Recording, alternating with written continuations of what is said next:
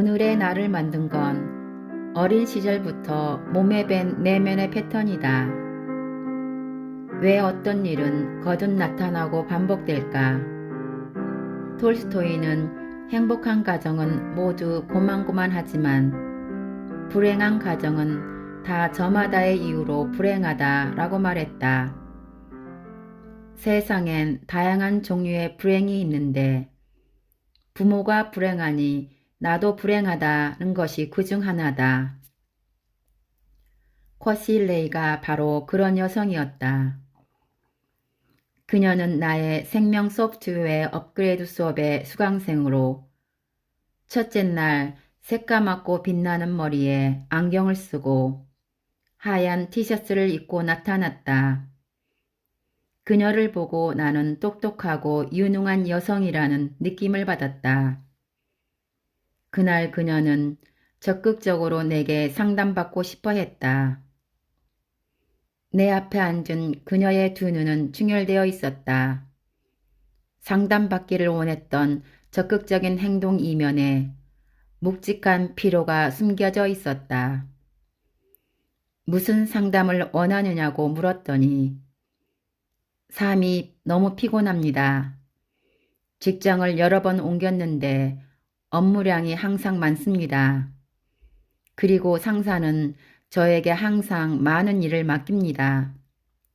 하지만 동료들은 모두 매우 여유가 있어 보여요. 집에 와서도 똑같아요. 집안일은 전부 제가 하고 남편은 집에서 아무것도 하지 않고 핸드폰만 들여다봅니다. 제가 얼마나 더 버틸 수 있을지 모르겠어요. 곧 무너져 버릴 것 같아요. 라고 말했다. 나의 간단한 물음에 그녀의 마음속 괴로움이 번물 터지듯 쏟아져 나왔다. 어찌된 일인지 알 것 같았다. 나는 그녀에게 직장에서도 집에서도 당신이 가장 힘들고 주위 사람들은 홀가분해 보인다는 거죠. 모든 일이 마치 당신에게만 맡겨진 것 같고요. 직장을 여러 번 옮겼는데도 이런 상황이 바뀌지 않는 게 맞나요? 라고 되물었다. 네, 그렇습니다. 그녀는 연신 고개를 끄덕였다. 나는 농담 반 진담 반으로 그녀에게 물었다. 그럼 당신은 이 모든 상황이 자기로부터 비롯됐다고 생각해 본 적은 없나요?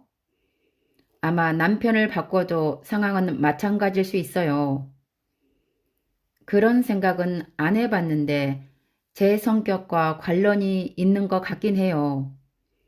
어떤 일을 아무도 하지 않는 걸 보면 못 견디는 것 같아요. 저는 왜 남편이 집을 어지럽히고 치우지도 않는지 모르겠어요. 어떨 땐 제가 며칠 출장을 다녀오면 집안이 난장판이 되어 있어요. 부드럽게 달래도 보고 큰 소리로 닭달도 해보았지만 전혀 소용이 없었고 뒷수습은 모두 저에게 돌아왔어요. 그녀가 계속 불평하는 소리를 들으면서 나는 그녀의 말 이면에 있는 일말의 긍지를 분명히 느낄 수 있었다. 직장에서든 가정에서든 간에 코실레이는 늘 바쁘고 피곤하다. 일을 바꿔도 마찬가지다. 내 생각으론 남편을 바꿔도 그녀의 생활은 크게 달라지지 않을 것이다. 그녀가 이렇게 된 것은 자신의 내적 패턴 때문이다.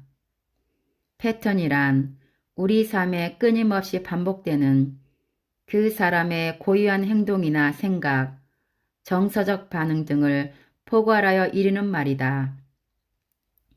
패턴을 가장 잘 해석한 인생 5장이라는 짧은 시가 있다. 제1장 큰 길을 걷고 있었는데 인도에 깊은 구멍이 하나 있어서 빠져버렸다. 길을 잃었다. 절망했다. 이건 내 잘못이 아니다. 많은 힘을 들여서 겨우 기어 나올 수 있었다. 제2장 같은 길을 걷고 있었는데 인도에 깊은 구멍이 뚫려 있었다. 나는 못 본 채 하다가 또다시 빠졌다. 나는 내가 같은 곳에 빠졌다는 것을 믿을 수 없었다. 하지만 이건 내 탓이 아니다. 다시 한번 기어 나오는데 오랜 시간이 걸렸다. 제3장 같은 길을 걷고 있었는데 인도에 깊은 구멍이 뚫려 있었다. 나는 그것이 거기에 있는 것을 보았지만 그래도 떨어졌다. 이것은 습관이다. 나의 눈은 떠 있었고 내가 어디에 있는지 알고 있었다. 이것은 내 잘못이다. 나는 즉시 기어 나왔다. 제4장 같은 길을 걷고 있었는데 인도에 깊은 구멍이 뚫려 있었다. 나는 길을 돌아서 지나갔다. 제5장 나는 다른 거리를 걷기 시작했다. 이 시를 읽고 거실 내의 상황을 살펴보면 이미 그녀가 매번 빠지는 그 구멍이 무엇인지 똑똑히 보일 것이다. 내가 하는 일은 그녀 스스로 그 구멍을 보게 하는 것이고 그 다음에 제2장에서 제5장으로 넘어가도록 돕는 것이다. 나는 계속해서 그녀의 패턴을 깊이 탐구했다. 나는 내담자와 머리를 써가며 대화하는 것을 좋아하지 않는다. 똑똑한 내는 항상 여러 가지 이유를 들어 자신이 지금 하는 모든 것이 옳다는 것을 증명하려 한다. 이것을 합리화라고 부른다. 나는 내담자를 이끌고 그의 감정으로 들어가는 것을 좋아한다. 감정은 우리에게 더 많은 진짜 모습을 보여주기 때문이다. 그래서 이렇게 질문했다. 이전의 직장 생활을 돌이켜보면 늘 그렇게 힘들고 많은 일을 했었죠. 당신의 가정 생활을 돌아봐도 그렇고요. 마치 당신의 삶에서 무언가가 조금이라도 부족하면 안 된다고 생각하는 것 같아요. 여기까지 생각해 봤을 때 어떤 느낌이 드시나요? 매우 힘들고 피곤해요. 힘들고 피곤하다고 말하면서도 계속 당신이 원하지 않는 상태를 유지하는 건 뭔가 당신에게 좋은 점이나 가치가 있기 때문이었겠죠. 그나마 좋은 점이 있다면 그건 무엇인가요? 나는 당연히 이런 상황이 그녀에게 어떤 의미가 있다는 것을 알고 있었지만 그녀에게 먼저 말할 수는 없었다. 그녀 자신이 알아차리는 것이 중요했기 때문이다. 한동안 그녀가 침묵하더니 입을 열었다. 아무도 하지 않는 것을 보면 참지 못하는 것 같아요. 제가 정리를 해야 마음이 편해지는 것 같아요. 어릴 때부터 그랬어요. 그런 게 선생님이 말씀하신 가치인지는 모르겠지만요. 변화는 자신의 패턴을 살펴보는 데서 시작된다. 끊임없이 반복되는 행동에는 반드시 숨겨진 좋은 점이 있다. 만약 좋은 점이 하나도 없다면 같은 행동을 이렇게 장기간 반복할 수 없는 법이다. 그녀는 어릴 적부터 라는 핵심 단어를 언급했다. 이 포인트를 라카첸나는 그녀가 자라온 가정에서 답을 찾아보려 했다. 어릴 때부터 그랬다고 했는데 혹시 저에게 어린 시절을 얘기해 줄 수 있을까요? 그녀는 한참을 말없이 창밖만 내려보다가 천천히 말하기 시작했다. 그녀의 기억 속에 어린 시절 부모님은 매우 힘들게 사셨다. 그들은 아침 일찍 일어나서 밤늦게까지 일을 하며 늘 바빴기 때문에 그녀는 어릴 때부터 말을 잘 들으며 스스로 일을 찾아서 해야 했다. 그래서 마음이 좀 편안해졌다. 여기까지 들었다면 이제 그녀가 왜 그렇게 바쁘게 살았는지, 늘 자신을 힘들게 하는지 어느 정도 이해할 수 있었을 것이다. 하지만 그녀는 스스로 자신의 패턴을 볼 수 있어야 자연스럽게 변화가 시작된다는 사실을 미처 몰랐다. 나는 그녀에게 강의실에서 두 수강생을 선택하게 하여 각각 그녀의 아버지와 어머니 역을 맡겼다. 당시의 장면을 잘 되살리기 위해 나는 거실레의 부모 역할을 맡은 수강생의 어깨와 팔뚝, 손에 많은 가방을 메고 들라고 말했다. 그러자 그들은 제대로 서지도 못할 정도로 온몸 가득 가방을 매달았다. 이를 본 거실레이는 울음을 터뜨렸다. 당신은 힘들고 지친 부모의 모습을 보았을 때 무엇을 느꼈나요? 나는 작은 목소리로 그녀에게 물었다. 마음이 너무 아파요. 그들의 일을 함께 분담하고 싶었어요.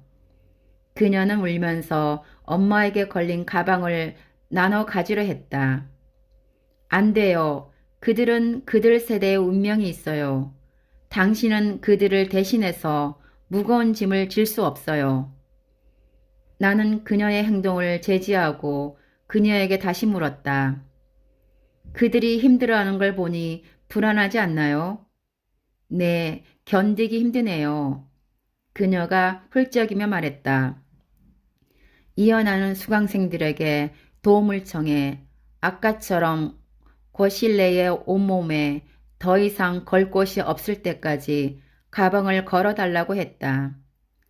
나는 이때 그녀의 흐느낌이 이미 멈췄다는 것을 알아챘다. 방금 느꼈던 슬픔과 불안함은 이미 사라졌다. 지금 느낌은 어때요?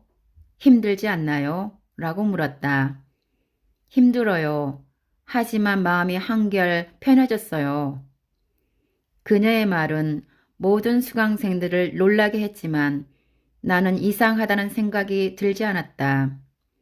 이것이 바로 그녀의 내면 패턴이었던 것이다.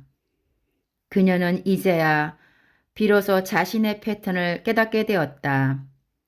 앞으로 일어날 변화는 그녀의 몫이다. 이제 당신이 왜 그토록 힘들게 살고 있는지 알았나요? 그렇게 하면 당신의 마음은 편하겠죠. 그럼 우리가 그냥 이대로 당신을 놔두면 될까요? 나는 가만히 말없이 서 있는 그녀를 바라보며 장난치듯 물었다. 아니요, 전 이렇게 계속 살고 싶지 않아요. 이렇게 다들 힘들고 부모님께 좋을 게 없는데 내가 왜 이렇게 바보같이 행동했을까요? 그럼 어떻게 하면 될까요? 라고 그녀에게 물었다. 그녀의 인생은 오직 그녀만이 결정할 수 있다. 내가 할 수 있는 일은 바로 그녀에게 자신의 일을 직시하게 하는 것이다. 일의 진상을 분명히 본 뒤에는 자연히 그녀 스스로 해결책을 찾을 수 있을 것이다. 그 다음에 일어난 일에 대해선 일일이 다 설명하지 않겠다. 다만 상담이 끝난 뒤 거실내가 숨을 깊게 내쉬면서 굳어있던 얼굴에 힘이 빠지고 부드러워졌다는 점이다. 어느 날 회사 사장이 나를 칭찬하며 연봉을 인상하겠다고 말한다면 아마도 우리는 무척 기쁠 것이다. 콧노래를 부르며 집에 도착해 가족과 그 기쁨을 나눌 생각으로 문을 열었는데 근심이 가득한 가족의 얼굴을 봤다고 치자 그 순간 우리는 행복해할 수 있을까? 가족이 즐겁지 않으면 나도 기뻐할 수 없다. 비틀즈의 멤버였던 존 레논은 우리가 살아가는 일에 지쳐가고 있을 때 이미 삶은 우리를 떠나갔다고 했다. 모든 부모는 자녀가 자신보다 더 나은 삶을 살기를 원하고 그들 세대처럼 고달프게 살길 바라지 않는다. 이제는 내가 더 잘 살아야 가족의 마음이 편하다고 자신에게 말할 때가 됐다. 자신의 인생을 잘 살고 나답게 잘 살아가는 것이 가족에게 가장 좋은 선물이다. 가족을 위해서 사는 것이 아니라 자기 자신을 위해서 살아가라. 우리에겐 다른 사람의 운명을 짊어질 만한 충분한 에너지가 없다. 감사합니다.